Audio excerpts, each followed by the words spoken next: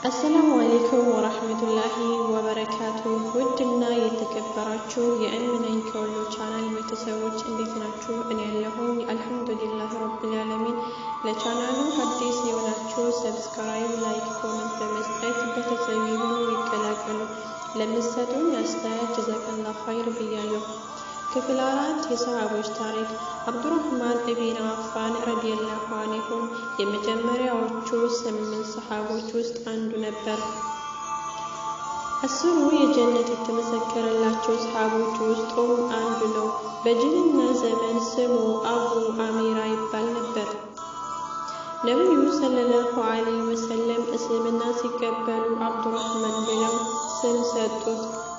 የአላህ ባሪያ ማለት ነው። አብዱራህማን ኢብን አፋን ረዲየላሁ ዐንሁ እስልምናን የተቀበለው አቡበክር ረዲየላሁ ዐንሁ ሙስሊም ከሆነ ከሁለት ቀናት በኋላ ነበር። አብዱራህማን ኢብን አፋን ረዲየላሁ ዐንሁ አቢሲኒያ ከተሰደዱ ሰሃቦች ውስጥ አንዱ ነበር። ወደ አቢሲኒያ ከተሰደዱ በኋላ የመካ ሙስሊሞች ሰላም በመሆናቸው ሰምቶ እየተመለሰ ያለ ወሬው ውሸት በመሆኑ በድጋሚ ወደ አቢሲኒያ ተመለሱ። አብዱራህማን ኢብን አፋን ረዲየላሁ ዐንሁ በነብዩ ሙሐመድ ሰለላሁ ዐለይሂ ወሰለም አማካኝነት ከሱዳን ኢብን ራቢዓን ረዲየላሁ ዐንሁ ወንድምነት ፈጠሩ።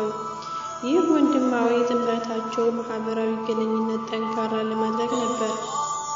አብዱራህማን ኢብን አፋን ረዲየላሁ ዐንሁ በንግድ ዓለም በመግባት ትንሽ ዕቃዎችን እየገዙ ይሸጡ ነበር። በዛ ሁኔታ ላይ እያለ ትዳር መሰረቱ። ለዋንማህ ለሴት የሚሰጥ ገንዘብ ነብዩ ሰለላሁ ዐለይሂ ወሰለም አንድ በግ እንኳን ቢሆን ሊኖር ይገባል አሉት።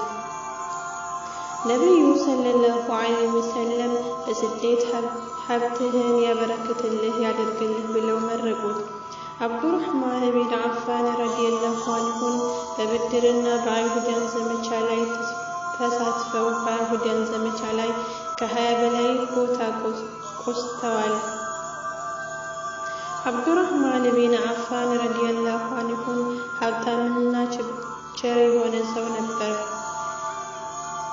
ለተቡክ ዘመቻ 200 ዋቂያ ወርቅ አበረከቱለት። የሙስሊም ሰራዊት ለተከበረ ዘመቻ ወጡ። የሰላት ሰዓት ደረሰ።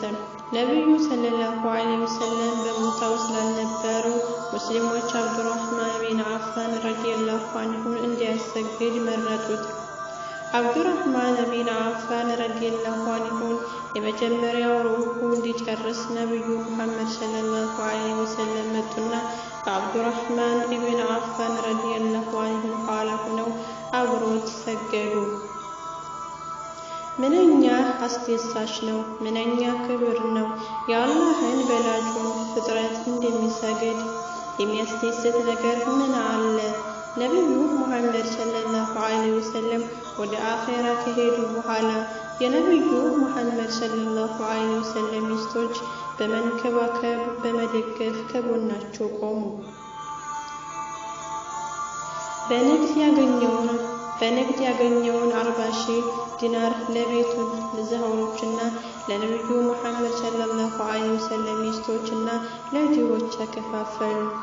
ነብዩ ሰለላሁ ዐለይሂ ወሰለም ለአብዱራህማን ኢብን አፋን ረዲየላሁ ዐንሁ ያደረጉት ዱዓ ህይወትን በሙሉ ረድቶታል።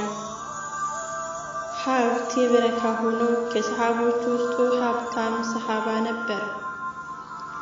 በመዲና በነበረው ንግድ ለመዲና ሰዎች ዱቄት፣ ስንዴ፣ ልብስ፣ ሽቶና የተለያዩ ቁሳቁሶች እያመጡ ያከፋፍሉ ነበር። የአብዱራህማን ኢብን አፋን ረዲየላሁ ዐንሁ ቸርነት በዚህች ብቻ የሚያበቃ ነገር አልነበረም። በሚስጥር የሚያደርጋቸው ሊገሰው ብዙ ነበር። ከሚጠቅሱት ውስጥ 40,000 የብር ድርሃም፣ 40,000 የወርቅ ዲናር፣ 200 ውቅያ ወርቅ፣ 500 ፈረስ ለሙጃሂዶች እና 1500 ግመሎች፣ 400 ዲናር ወርቅ ለብድር ተመለሰላቸው ወዘተ።